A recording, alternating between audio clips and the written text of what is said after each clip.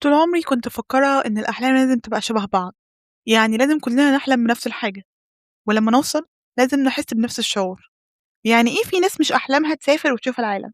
أنا صبغت شعري بقالي 3 أيام ومبسوطة أوي، مش عارفة اللون اسمه إيه، تقريبا نحاسي، هو لون كده ما بين الأحمر والبني. أنا مبسوطة أوي، حاسة إني حققت حلم من الأحلام زي أول مرة لما سافرت. أنا فاكرة آخر سفرية أنا ما كنتش مبسوطة كده زي ما أنا مبسوطة دلوقتي، وأنا كنت مبسوطة وأنا باصبغ شعري. ممكن عشان السفر بقى بالنسبة لي روتين، وده خلّاني أغيّر حاجة في تفكيري، وخلّاني عاوزة أعمل الفيديو ده. أنا طول عمري كنت مفكرة إن الأحلام والإنجازات لازم تبقى كبيرة عشان تنبسط، وتحس فعلًا إن أنت حققت حاجة. كنت باستغرب من الناس اللي كانت محققة حاجة صغيرة وكانت مبسوطة أوي، لحد ما أنا فكرت الإنجازات الصغيرة اللي أنا عملتها وما بسطتش نفسي عشانها، أو كنت باقول إن أنا ما استحقش أبقى مبسوطة عشانها، لازم عالية تكون عاملة حاجة كبيرة. لازم هم عاملين حاجة كبيرة، لحد ما حققت حاجة أنا بقى لي كتير عاوزة أعملها. هاي، أنا عالية، وسافرت أكتر من 18 دولة، وخدت أكتر من 40 منحة، وباقدم محتوى تعليمي ومحتوى عن السفر. فلو أول مرة تشوفني أهلا بيك، ما تنساش تشترك على القناة. وأنا بدأت أعمل استشارات من فترة عن السفر والمنح، هتلاقي اللينك في الديسكريبشن، ولو حابب نتكلم أكتر ويلا بينا نبدأ الفيديو. عشان كده لما كنت بقول إن أنا بستغرب الناس اللي بتحبش السفر، يعني إزاي حد ما يحبش الفكرة دي أصلًا ويفضل قاعد في مكانه؟ أنا زمان كنت باشوف كده، كنت باستغرب أوي الناس دي، لحد ما أقول لك الحقيقة، أنا كمان بدأت أحب الاستقرار، بدأت أفهم إن كل حاجة إحنا بنختارها ليها توابع تانية. سفري ل18 دولة في آخر 3، 4 سنين خلّى في حاجات أنا ما استمتعتش بيها أو حاجات أنا ما شُفتهاش، خلّى ما فيش استقرار في حياتي. أنا كمان بدأت أحب الاستقرار، عايزة حياة هادية أو مش حياة هادية، حياة أنا عارفة إيه اللي هيحصل فيها. سافرت كتير، غامرت كتير. أنا اكتشفت حاجات كتيرة أوي، بس مش عارفة ده نضج والّا فقدان شغف والّا عادي دي الحياة. ممكن تكون فترة وهتعدي، وهارجع تاني أسافر زي كل سنة. بس اللي أنا أعرفه إن إحنا بنتغيّر وبننضج فعلًا، وإن الإحساس بيتغيّر. وأنا مبسوطة إن أنا باشيّر معاكم الفيديو ده. أنا مش عايزة أتكلم بس إن إحنا ناس على طول عالية explorers، وإن أنا على طول باسافر، وإن أنا على طول لازم أبقى الشخص الجامد اللي لازم أطلع أقول إن السفر ده أهم حاجة. لأ، ده مش حقيقي. أهم حاجة بالنسبة لكل شخص بيتغيّر.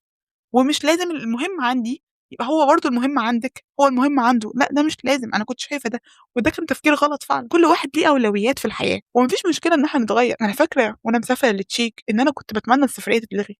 أنا بجد كنت تعبانة أوي. أنا عارفة إن هي ممكن تبان privilege لبعض الناس، بس لأ، أنا كنت شُفت واحد قبل كده بيتكلم إن هو تعب من كتر السفر، وإن هو فعلًا ما كانش قادر. كنت مستغربة أوي. لحد ما أنا كمان عِشت نفس الإحساس. الحاجة اللي إحنا ما نعرفهاش بنفكّر الناس اللي بتقول ده بتكدب، أو إن هي أشخاص spoiled أو أشخاص privileged. بس إحنا ممكن فعلًا ما كناش عِشنا ده، بس مش معناه إن الشخص اللي بيقول ده إن هو شخص fake أو إن هو شخص كدّاب. ده مش حقيقي. وأنا متأكدة إن اللي بيسمع الفيديو ده دلوقتي هيعيش حياته ويسافر، أو ممكن already يكون بيسافر وهيفهم أنا باتكلّم في إيه. ومش لازم بس يكون على السفر، ممكن يكون على حاجات تانية كتير. ممكن تكون عن business عندك، أو حتى على العيلة، أو حتى على الصحاب. في حاجات عندك مش عندي، في حاجات عندي هي برضه مش عندك. دي سُنّة الحياة ودي الطبيعي. وأنا مش عارفة الإحساس ده ممكن يتغيّر والّا لأ، بس أنا عارفة إن ده نضج، وعارفة إن حُبّي للسفر ما عمره ما هيتغيّر. بس أنا مبسوطة إن أنا بدأت أفهم نَفْسي، وبدأت إن الحياة فيها حاجات تانية كتير غير هدف واحد كنت باجري عشانه طول عمري. وممكن نقول إن ده النضج عادي جدًا، وممكن الexperiences اللي أنا عِشتها في الحياة. ما هو أنا مش لازم أطلع جبل إيفرست عشان أبقى مبسوطة. يعني أنا ممكن أبقى مبسوطة بحاجة صغيرة جدًا بالنسبة لي أو بالنسبة لناس كتيرة، وإن أنا صبغت شعري. أنا عارفة إن هي بجد حاجة بسيطة إن أنا أروح لحد بس أروح لbeauty center وهي تصبغ لي شعري. بس دي كانت بالنسبة لي حاجة كبيرة أوي، وحاجة أنا مأجلاها. زي ما كنت باقول في الفيديو اللي فات إن أنا كنت متخيلية عن نفسي في الpoint دي. هاسيب لكم لينك الفيديو في الdescription، هو لينك هو فيديو مهم جدًا برضه اتفرجوا عليه. بس أنا ما كنتش أعرف ده، وأنا مبسوطة إن أنا انبسطت المرّة دي فعلًا. مش زي كل مرّة لازم أنبسط عشان عملت حاجة جبارة، لازم أنبسط عشان أنا شُفت الأرورا في فنلندا. دي حاجة فعلًا أنا فخورة بيها وحاجة مبسوطة. بس مش كل الإنجازات لازم تكون حاجة كبيرة. مش لازم كل إنجازاتِك إنِّك مثلًا تكوني خدتِ المنحة دي. لأ، عادي جدًا. ممكن الإنجاز النهارده إن أنتِ عرفتِ تصحي من النوم بدري، ده إنجاز وأنتِ مبسوطة إن أنتِ عملتيه. مش لازم إنجازاتك إن أنت خطبت البنت اللي بتحبها. ممكن بس إن أنت خدت خطوة في إن أنت تخطبها، ودي حاجة مهمة بالنسبة لك. ممكن ننبسط بحاجات قليلة، مش لازم كل حاجة تبقى over. وأنا مش بالومِك ومش بالومها ومش بالوم أي حد، أنا باعمل كده في حياتي، وكنت باعمل كده مع الأشخاص اللي حواليّا. عرفت قد إيه أنا كنت قاسية فعلًا مع نفسي، وكنت قاسية مع الأشخاص اللي حواليّا، وإن فعلًا أنا بدأت أنبسط بالحاجات الصغيرة. بدأت أنبسط لمّا أنا فعلًا بدأت أصحى بدري، وإن أنا فعلًا مش متخلية عن نفسي في اليوم ده، وبقى عندي روتين. أنا عالية اللي كانت بتكره الروتين بدأت تنبسط لما يبقى عندها روتين. بدأت أفهم قد إيه إن دي نعمة، إن الواحد يبقى عنده روتين يمشي عليه، وبرضه نعمة إن السفر اللي أنا عملته ده كله، التحديات اللي أنا عملتها والمغامرات، قد إيه بسطتني في حياتي وقد إيه غيرتني وقد إيه خلتني الشخص اللي بيتكلم معاك دلوقتي. بس برضه ده ما يمنعش إن أنا بتغير وإن أنا بكبر. ممكن أحلامي دلوقتي إن أنا أشتغل في شركة كبيرة مثلًا، ده عمرها ما كانت أحلامي وأنا صغيرة، بجد عمرها ما كانت أحلامي، وstill أنا ما بين الشخصيتين دول، متخيلة إن اللي بيسمعني دلوقتي ممكن يكون كده فعلًا، اللي هو هل أكمّل في السفر والمغامرات والّا أبدأ أشتغل؟ أنا باعمل الاتنين مع بعض، ومش قادرة أقول لك هي قد إيه صعبة، وقد إيه بجد ارهقتني نفسيًا وجسديًا، بس أنا دلوقتي باتغيّر جدًا، وأكيد كلنا بننضج. أنا عملت الفيديو ده وباقول الكلام ده عشان متأكدة إنك ممكن تبقى زيي، في ناس كتيرة زينا، أصل عادي يعني، ما إحنا بشر، مش لازم نبقى perfect، مش لازم أقول إن أنا 100% مبسوطة في السفر، لأ، أنا آخر سفرية حرفيًا شنطتي ضاعت فيها كل حاجة، كنت قاعدة في قرية في فنلندا. فأنت متخيّل أنا كنت حاسة بإيه ساعتها، فمش كل حاجة يبقى انبساط، مش كل حاجة برضه بتبقى نكد، لأ، ده مش منطقي وده مش طبيعي، أنا عِشت مغامرات كتيرة، عِشت experience كتيرة، بس الحياة مش على طول بتبقى وردي زي ما بعض الناس بتحب تبيّن لنا، وأنا مش عايزة أكون من الناس دي، عايزة أفهّمك الحقيقة، لإني فعلًا كنت أحب وأنا صغيرة إن حد يفهّمني الحقيقة، حد قال لي فعلًا ده هيحصل يا عليا، 1، 2، 3. توقعاتي الكبيرة دي خلّت في عبء نفسي كبير عليَّ أوي، أو إن الناس بتقول لك سافر واهرب وغامر وابعد عن كل الناس، ده كان غلط. أنا كنت مقتنعة بده زمان، لو في حاجة هاقول بجد إن أنا ندمانة إن أنا عملتها، هو إن أنا عملت كده، أو إن أنا يبقى عندي التفكير ده. أنا مش ندمانة على كل حاجة عملتها في حياتي، بس ندمانة على التفكير اللي كان عندي، عن إن أنا خدته قد إيه بطريقة غلط، وأقدر أقول إن التفكير ده كان عندي بسبب للأسف ناس من الinfluencers وناس من الcontent creators اللي كانوا بيقولوا كده. عشان كده أنا حابة إن أنا أكون في قناتي، أكون authentic، أكون شخص صادق فعلًا معاك، بينقل لك الحقيقة، وبيلهمك برضه، بيورّيك القصص بجد اللي تستحق إن هي تتشيّر معاك. أنا عارفة إن أنت ممكن تشوف ده privilege، وممكن فعلًا يكون privilege، أنا ما أعرفش، عشان أنا دي قصتي دلوقتي، دي حقيقتي دلوقتي. عايزاك تفتكر كده زمان قبل ما تبدأ شغل، لو أنت بتشتغل مثلًا حاليًا، مش كنت بتدوّر على شغل ونِفْسك بس تلاقي أي شركة؟ دلوقتي أنت بتدوّر على شغل أحسن، دي حياتنا كلنا، فالحاجة عامةً اللي مش بنعيشها بنشوفها نعمة كاملة. واللي بنعيشها بنشوف تفاصيلها. سفر جميل بس فيه تعب، فيه ضغط، فيه تنقل مستمر، فيه إنك دايمًا لازم تبقى جاهز، وأنا الشخص ده عادي جدًا، أنا عالية الشخص المغامر جدًا. في ناس تانية كتير مش زيي، أنا كنت باستغرب من صحابي مش عايزين يروحوا من مدينة لمدينة، لبلد لبلد، وبدأت أفهم وجهة نظرهم، هُم بيحبوا الاستقرار، وده منطقي وده طبيعي، إحنا مختلفين، فمش لازم أنت تبقى زيي ومش لازم أنا أبقى زيك، إحنا مش مخلوقين عشان نبقى شبه بعض، إحنا مختلفين. ويا سلام لو لقينا ناس شبهنا، دي حاجة جميلة جدًا إن إحنا نكمّل معاهم الطريق، بس ما تتعبش نَفْسك لو ما لقيتش ناس شبهك، كمّل في طريقك. وعشان كده أنا بطّلت أستغرب لمّا حد بيحكي لي مثلًا عن بيزنسه الناجح، بيقول إن نِفْسه يرجع لأيام شغله القديم. زمان أنا كنت باقول يعني ده شخص شاطر، شخص ريادي، entrepreneur يعني زي ما بنقول، معاه فلوس، معاه كل حاجة، بس أنا دلوقتي ما بقيتش باحكم عليها بنفس الطريقة، بقيت فاهمة إن النجاح بييجي مع مسؤولية. وإن كل اختيار ليه فعلًا تَمَن، أنت بقى اخترت سفر، اخترت دراسة، اخترت علاقات، اخترت business، الحياة فعلًا بتعلّمنا كل يوم، وعشان كده أنا كنت مبسوطة أوي وأنا باصبغ شعري، إن أنا اخترت ده، اخترت التغيير، ما اخترتش إن أنا أبقى عندي الcomfort zone واللي هو نفس شعري، وحققت حاجة صغيرة، صغيرة بالنسبة لي أوي، بس هي كبيرة أوي بالنسبة لي برضه. فأنا بدأت أفهم الشخص اللي كان بيكلمني عن الbusiness بتاعه، ما هي فعلًا حاجة لو حطيت نفسي مكانه، أنت حرفيًا شغال 24 ساعة، على الأقل في بداية الbusiness.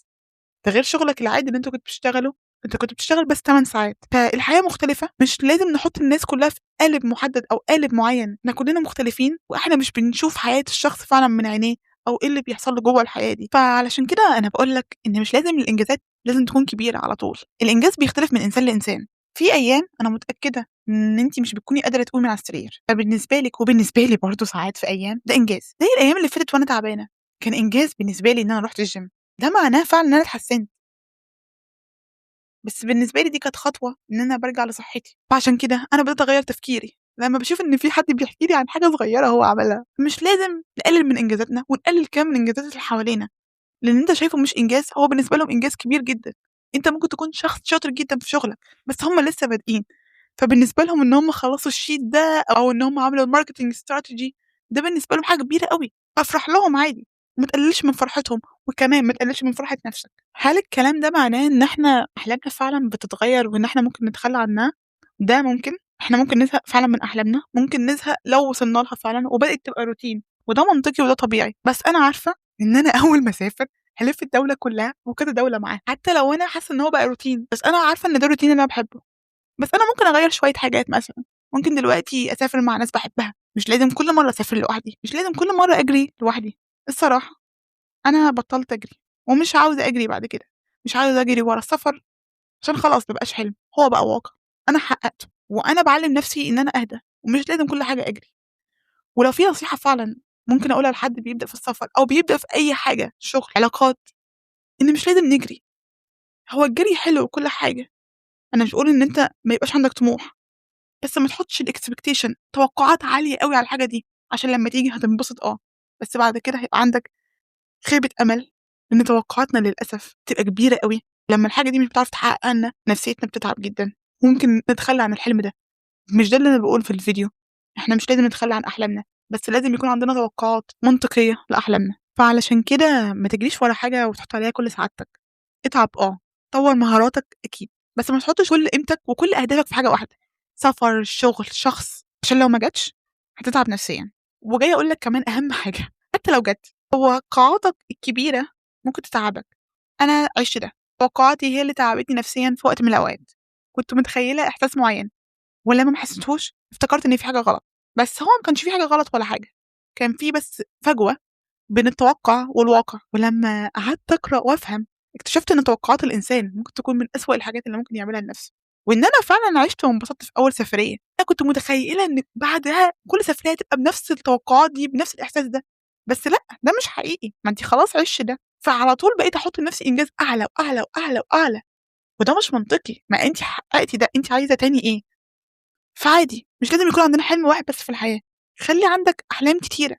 وحققهم فعلًا، وأنا متأكدة إن أنت هتوصل لها، طالما أنت بتتفرّج على الفيديو، أصل أنت شخص بتدوّر على مصلحتك، شخص بتتفرّج على فيديوهات بتتكلّم فيها على السفر، بتتكلّم فيها عن النجاح، بتتكلّم فيها على الدراسة، أنت عايز تغيّر من نَفْسك، ده اللي أنا بدأت فيه فعلًا زمان، ناس بتشيّر قصتها، ناس بتتكلّم عن نجاحات هم عملوها، أو بيتكلّموا عن مهارات في العموم، وأهم حاجة في كل ده إني فهمت إن إحنا مختلفين، اللي اختار الشغل صح، اللي اختار السفر صح، واللي اختار الجواز برضه صح، ما فيش حد صح مطلق، وما فيش حد غلط مطلق، أنا كنت شايفة إن ما فيش حل غير السفر، دلوقتي لأ، بقيت مبسوطة باللي اختار طريق مختلف عني، يعني زمان أول ما بدأت الجامعة في بنات اختارت إن هي تشتغل، بنات من صحابي، في بنات اختارت إن هي تتخطب وتتجوز، وفي ناس اختارت السفر زيي، أنا كنت مفكرة إن أي حد اختار حاجة تانية غير السفر هو غلطان، بس بدأت أفهم إن كل واحد اختار الحاجة الصح بالنسبة له، والطريق اللي هو شايفه مناسب، وعايزة أقول لك حاجة، إحنا ممكن نكون اخترنا طريق غلط عادي جدًا، وأنا مش ندمانة، أتمنى إن هُم كمان ما يكونوش ندمانين،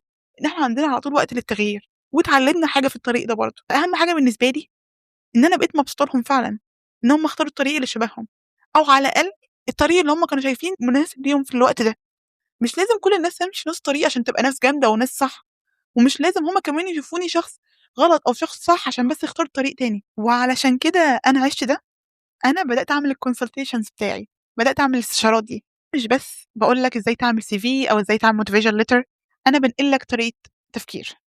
إزاي تقدّم، وإزاي تستحمل الرفض، وإزاي حتى تسافر لوحدك، إزاي تدير بجد توقعاتك، وإزاي تسافر من غير ما تربط قيمتك بالسفر، فلو حابب الطريق ده اللي إحنا نمشيه ولو حابب نتكلم أكتر هتلاقي لينك الاستشارات في الdescription. فعشان كده أنا مبسوطة أوي مش عشان ال18 دولة ومش عشان ال40 منحة، بس عشان فهمت إن أحلامنا مش لازم تبقى شبه بعض، وبجد أنا نفسي أقول لكل الناس اللي أنا حتى في دماغي بس من غير ما أقول لهم إن طريقهم كان غلط عشان هو بس كان طريق مختلف عني، إن أنا آسفة. وبرضه الناس اللي كانت شايفاني غلط عشان أنا عملت حاجة مختلفة عنها، أتمنى تكون فهمِت إن مش لازم كلنا نبقى شبه بعض، وإن الإنجاز برضه مش لازم يكون ضخم عشان يبقى حقيقي، وإن أنا هارجع أسافر عادي وألِف الدنيا كالعادة، ده طبعي، بس المرّة دي أنا مش هاجري. أتمنى الفيديو بجد يكون عجبك وعجبِك، وأتمنى يكون فعلًا بيشبهكم.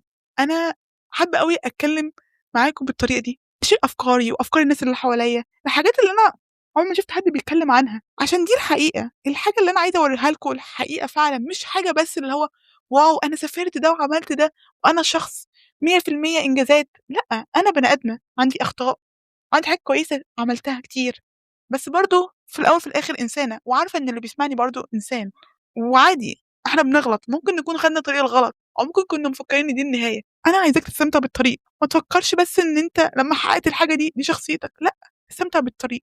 اوعى تخلي شخصيتك على هدف واحد بس. لو عجبك الفيديو اشترك في القناة وابعته لأصحابك، دعمك هيفرق معايا جدا. وقولي في الكومنتات ايه رأيك في الفيديو، هل انت متفق معايا ولا لا، ولا عندك آراء تانية فعلا، ان مش لازم كلنا احلامنا تبقى شبه بعض، وان مش لازم نمشي كلنا في نفس الطريق. هل انت متفق في ده؟